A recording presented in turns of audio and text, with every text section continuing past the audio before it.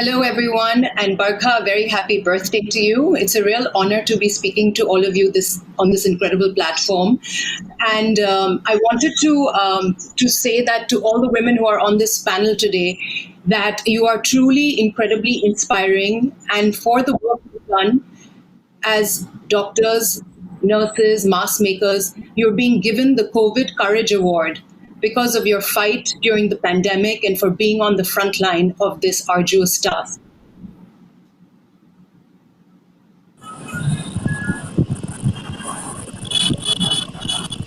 Hello, everyone. Hello. Hello, can you hear me? Hi. Yes, hello. Congratulations, all of you, for receiving the COVID Courage Award. I wanted to begin this panel by starting on a note of optimism, given that we are on the cusp of a new year. 2020 was a year when we changed the way we did everything. I was listening to the earlier panels. Okay. So before I get into the panel, though, I'm going to announce the COVID Courage Award, and then we'll have a video, and then we'll come back. So with that, let me please say congratulations for the COVID Courage Award.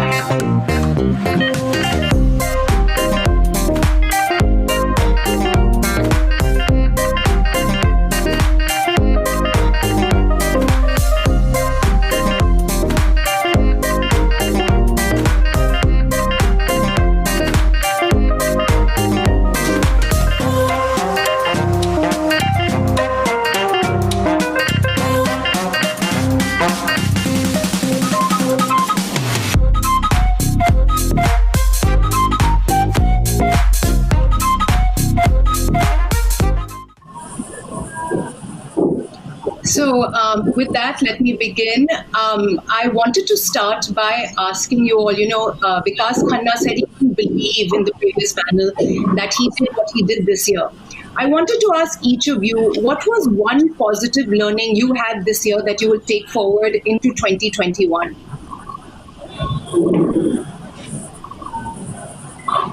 Dr. Hegde, would you like to? Yeah. The one positive learning for me is the fact that, we came together, time of crisis.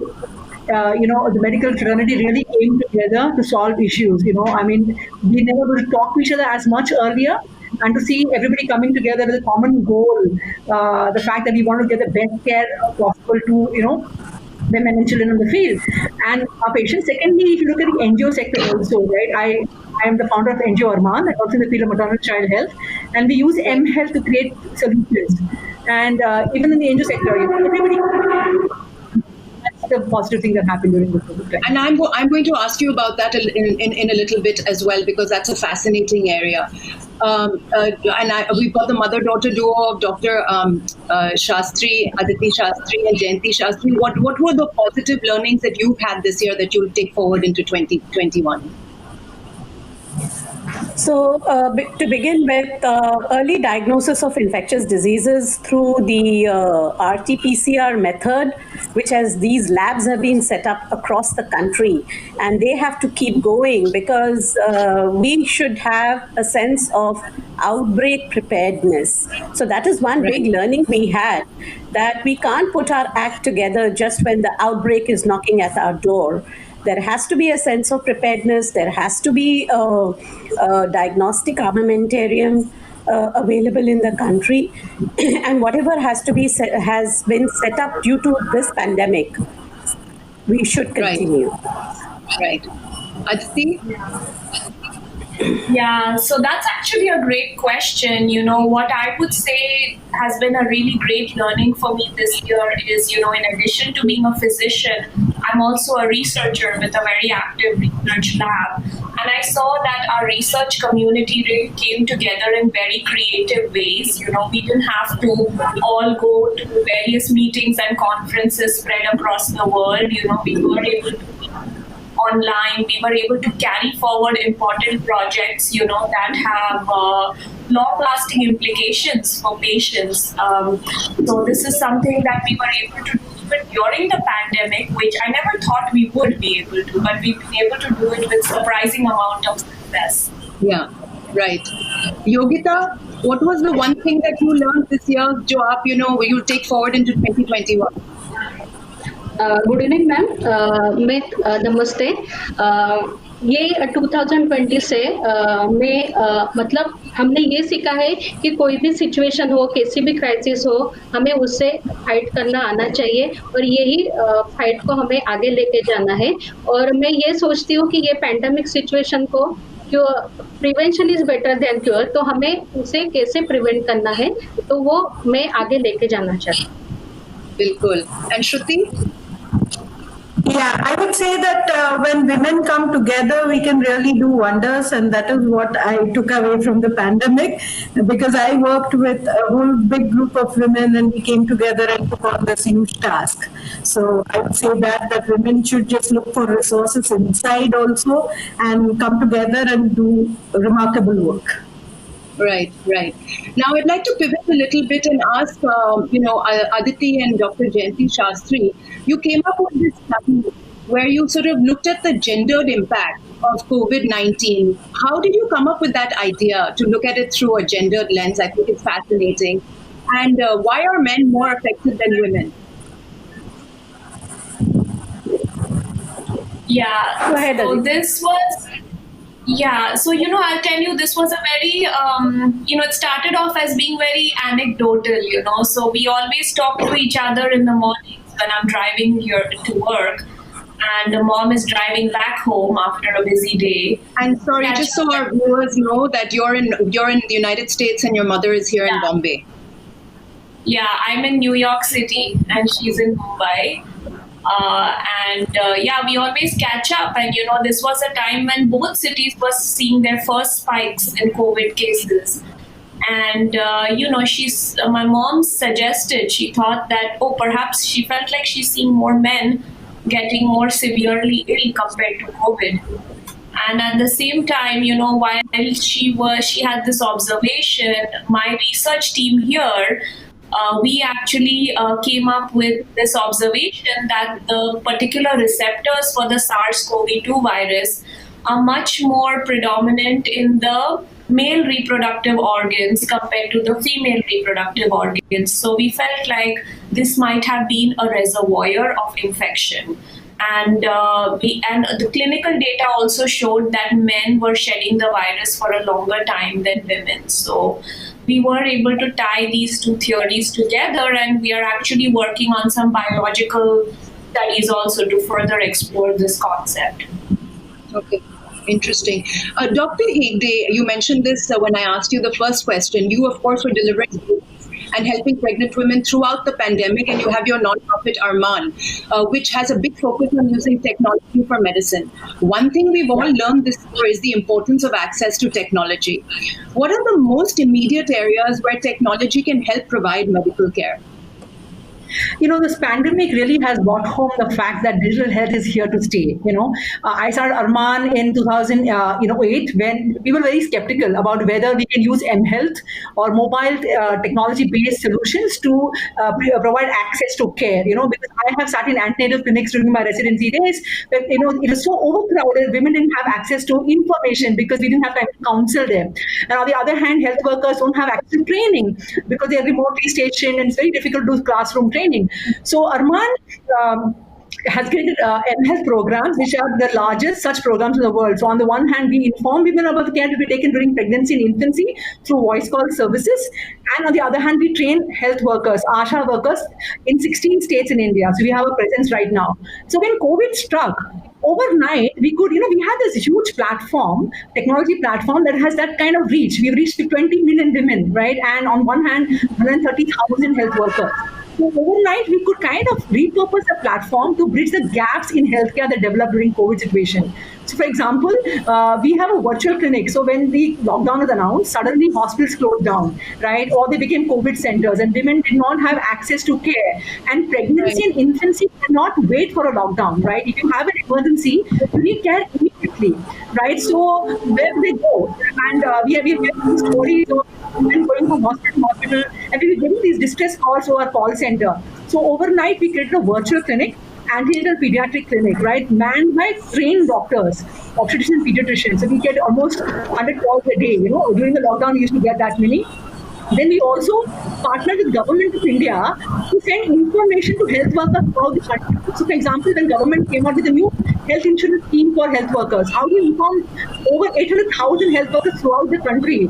So we have our technology platform, so we collaborate with them and send that information.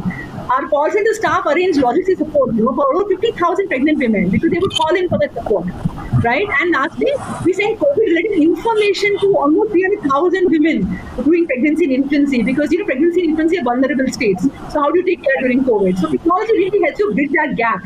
And last, I would say is that because we already have a network in place, we have a network of 40 NGO partners, and we've got government partnerships. So we could leverage all those along with technology to create these solutions in a matter of days.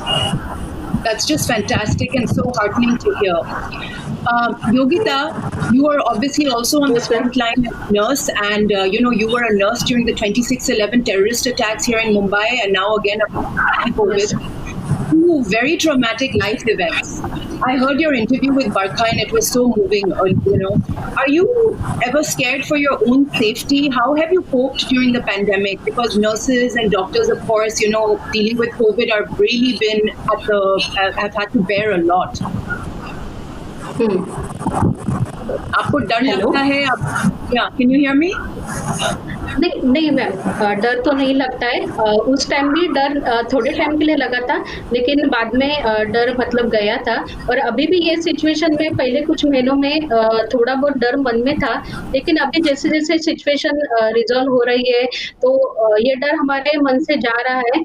और अभी हम लोगों ने सीख भी लिया है कि कैसे इस सिचुएशन को हैंडल करना है, तो अभी हमारे मन में उस चीज को लेके कुछ डर नहीं है।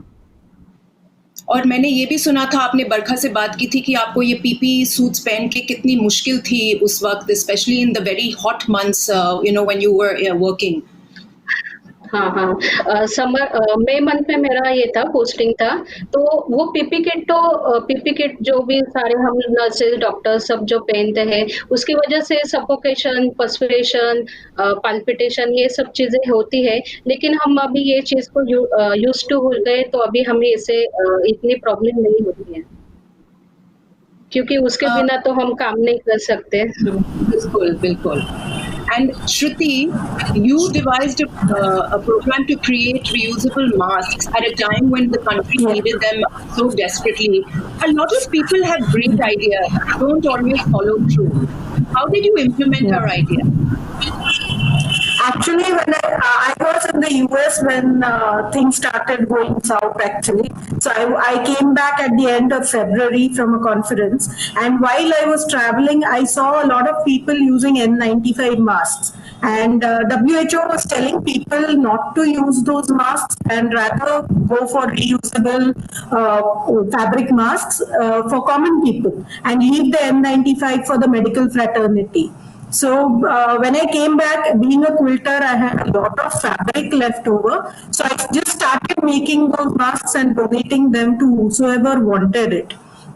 And while I was doing that, I saw a lot of policemen working with a handkerchief tied on their faces. So I felt that I should do something for them. So I inquired about what would be a good quantity to donate, and I came to know that just for my district they needed 10,000 masks. So that was not a one-person job. So I just called up one of my friends, Lima, and I asked her, how can we go about it? And before I could do anything further, within half an hour, 1 hour, we had 25 women joining the mission, all working from their homes with their own fabric and creating these masks. We made more than 12,000 masks in that 1 week, and we donated it to the Sangli police. So we didn't stop there. We made videos about how to make a mask, and I made them in Hindi and Marathi so that local women could understand it. And I shared them on all my social media platforms. And I still make masks for those who need it. I still donate them. I also sell them now because a lot of people say that we don't want a donation, but use this money to donate a mask to somebody else. So I still do that, yeah. It goes back to what you were saying, what the power of a lot of women coming together. Now, Yes. I want to go back to the doctors on the panel. You know, the world is hopeful of a vaccine. Of course, in certain countries, it's already being rolled out. But people are hesitant as well. Today's newspaper cited a report that said only 3 in 10 Indians want to take the vaccine. Dr. Aditi and Jayanti Shastri, how do you as medical professionals counter that kind of skepticism? Yeah, I can answer that question a little first, and then maybe Mom, you can go. So I just want to give a personal positive news is that, we've already rolling out the vaccine in New York City. And my husband, who is an ICU physician, has just taken the vaccine, just 2 days ago. The side effects are extremely minimal, just some arm soreness that he's experienced so far. It's not just lay people. I would say that even among the medical community, I have experienced skepticism. But what I frequently keep reminding people, my patients, some of my co-workers who might express skepticism, is this, that we have so much information about how much damage the virus can do, and in comparison to this, what we are seeing in the extremely well done phase 3 clinical trials of both the companies where the vaccine is rolled out, which is Pfizer and Moderna, are very minimal, and they are being reported.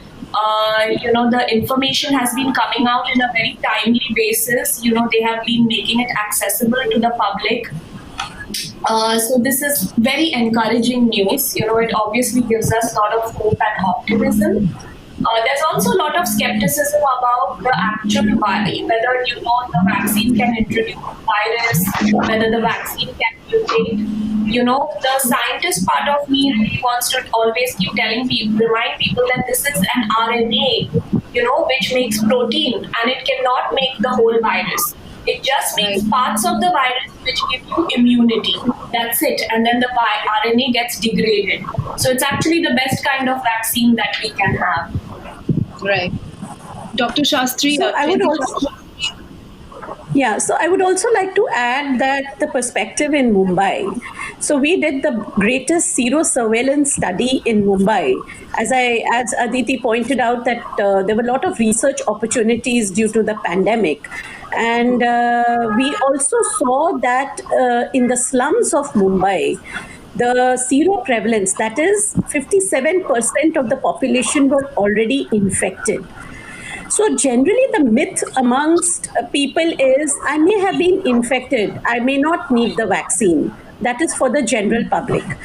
But when it comes to the healthcare workers, I think the benefits really outweigh the risks. And there is skepticism, but however, I'm sure many people are coming forward.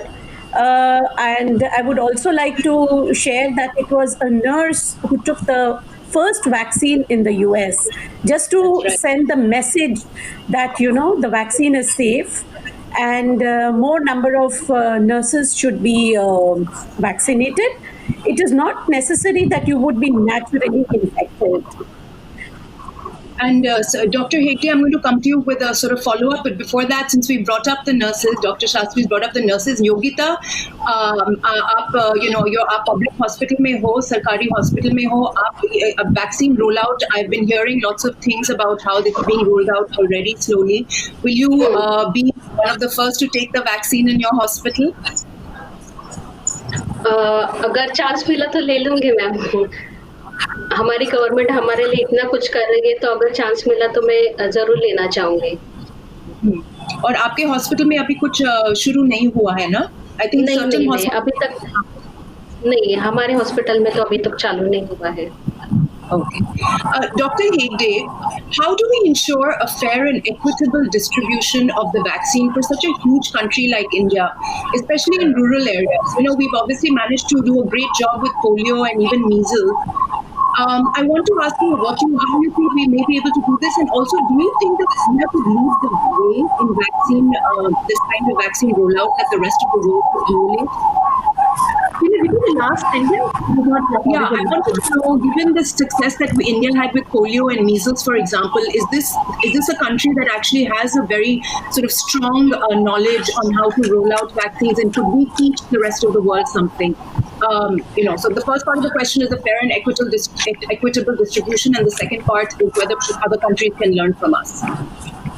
Yeah, so the fair and equitable distribution of vaccination is something that is an extremely important, goalpost for a country like ours.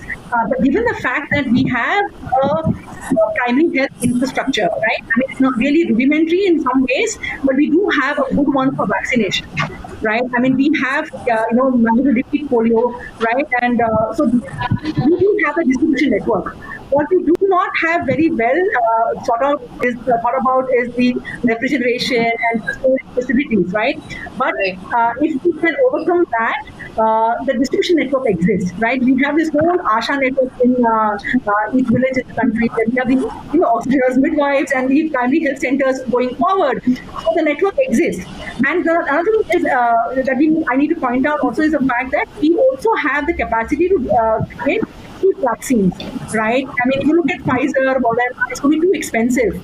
I'm really hoping that the vaccine, the Serum Institute is working on, or the ones that are coming out of India, so success, because then we can be the beacon for the rest of the world.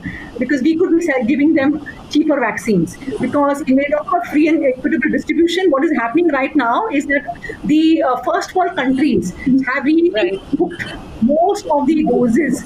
The vaccines that are coming out right now, you're talking about Pfizer or Moderna, etc., right? And they're so expensive, right? So I'm really waiting with the bated breath for our own vaccines, and I completely agree with Dr. Shastri's, both the doctors, that it's extremely important to vaccinate, because I am also at Kama Hospital. I am an associate professor of gynecology at Kama, honorary, at the same place that Yogita is, and I have worked in the COVID ward for 6 months daily. And one thing I really must tell you is that most of the patients who came to us were asymptomatic, right? And that is the category of patients. So it's very that we're very worried about, because they are the ones who spread, right, and to the vulnerable. So it's extremely important to vaccinate yourself and ensure that you stop the spread of the vaccine. Yeah. Right. So if I may add. Yes, go on. Yeah, I said, if I may please add, generally what is observed with the healthcare fraternity, they take all the precautions when they are in the hospital, when they are dealing with their patients, like wearing N95 masks, and they, wear the proper PPE. But what is observed worldwide is that as soon as they are in the community, they lower their guards. For reasons probably it's very well understood that that's the time they feel like relaxing, they lower their guards. And worldwide, the transmission which has taken place in the healthcare workers is in the community and not at the hospitals or healthcare facilities. So it is extremely important that all healthcare workers should take the vaccines. Right. Whichever is available to them. Right. And, you mentioned a very good point, Dr. Shastri, about this lowering of the guard. And every day in the papers, you're reading about how people are getting fined for not wearing masks. In the United States, of course, it's almost like a political issue whether to mask or not to mask. And Shruti, you made masks. How does it, I mean, how do you kind of deal with a situation where, we are being told that masks are a great preventative way to combat COVID, and yet you've got vast sections of the population that just won't listen. The police are finding them, but people get into arguments, and of course now there's COVID fatigue. How do you respond to something like that? It's just by, I found the best way to do that. I gave away a lot of masks to vegetable sellers and milkmen and postmen and people like that who were working throughout the lockdown.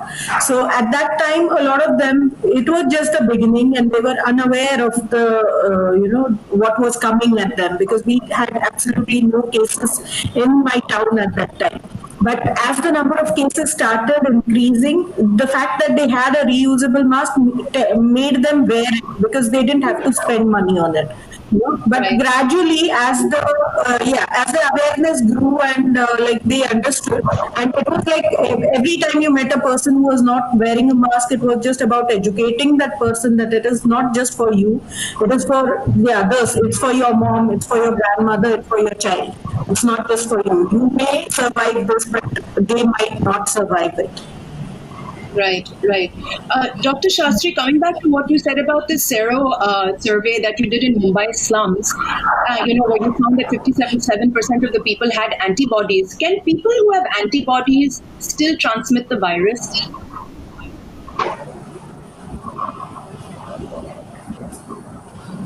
Sorry, I don't know if she heard my question. Dr. Shastri, Jayanti Shastri, can you hear me? Dr. Hegde or maybe Aditi, can one of you take that question if you can hear it? Can you hear me? Yeah, I think you're breaking up. Are you back? Can you hear us? I can help with that question if you like. Yeah, sure. Go ahead.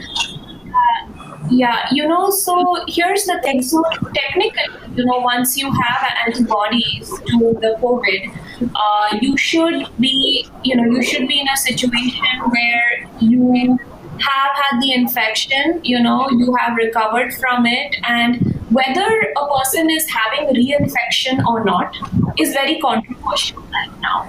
Some people believe that there is no risk of reinfection. Some people believe that there may be reinfection. Even, the world authorities like Dr. Fauci are conflicted about this fact. So I think what it depends on is the titer of antibodies you have. If you have a very low titer of antibodies, there is a very good chance that you could have a possible infection again and transmit the disease. Whereas if you have a good titer of antibodies which is giving you protection and immunity, the chances of you getting sick from COVID are low. So, it's really, I think time will tell, and I think we may have to define a threat, this evolution. Right. Dr. Hegde, did you want to say something?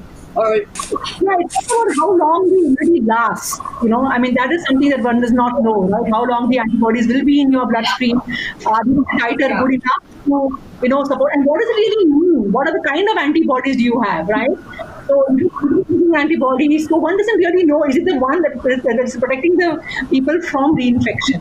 That is a problem. So we can't rule out that infection can happen. So just because we got antibodies, the vaccine is not the answer one would want to kind of give or assume that this is the case. Right. I would also like to add. Go ahead. If I'm audible, I would like to add that there are two types of antibodies which are produced.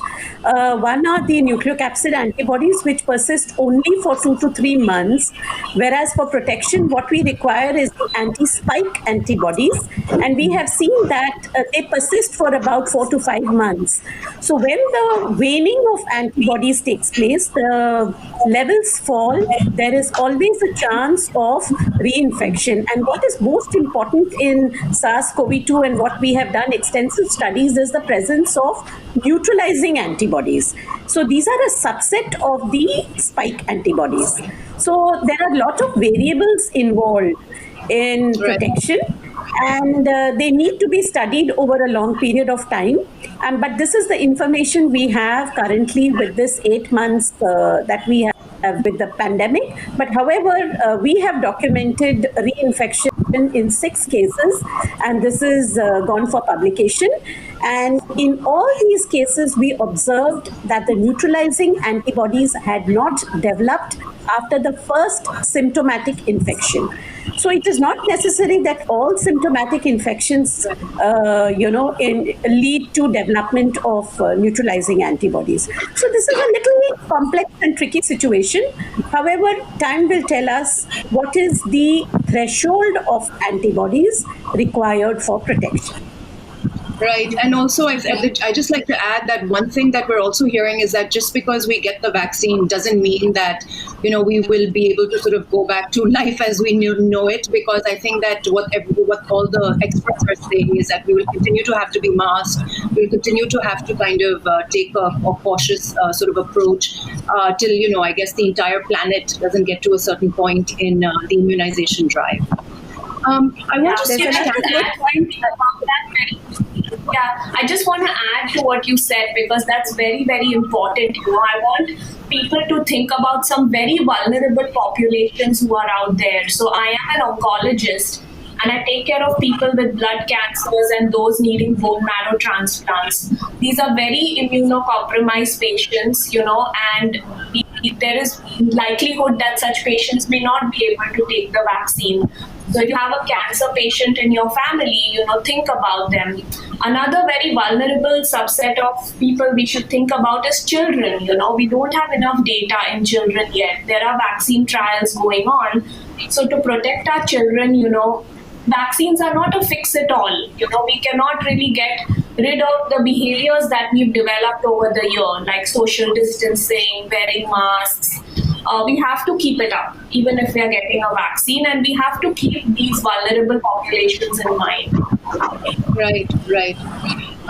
So I want to bring Shruti in also. Shruti, you obviously followed your passion, slightly different from the science and the vaccine conversation, but you followed your passion to start a quilting business, and now you help women, build entrepreneurial businesses out of their homes. What advice do you give such people? Because there are obviously millions of them across this country. Yeah. So, there is always an opportunity in every adversity, and I would tell them to look for that opportunity. Like, there were women who were consulting me who had a food business that they were running from home, and I started advising them about how they could send tiffins to people who are COVID-19 patients who are home quarantined, so they could send food to them in packaging that doesn't need to be returned. So you could just leave it at their doorstep and they can collect it later. So be innovative, find your own ideas, and you can always do what you want to do. Nothing has to come to a halt just because of a pandemic. You can keep on working, keep on pursuing your passion. Just be a little bit innovative, broaden your mind a little bit, and it might take time, but yes, we will all come out of it with flying colors, and we will all learn something that we will carry forward throughout our lives. Thank you for that. I think that's a wonderful way to conclude this panel. Very encouraging words. I thank you all from the bottom of my heart, as does the entire world, for all the work that you're all doing, and congratulations on the COVID Courage Awards. Thank you. Thank you. Thank you. Thank you.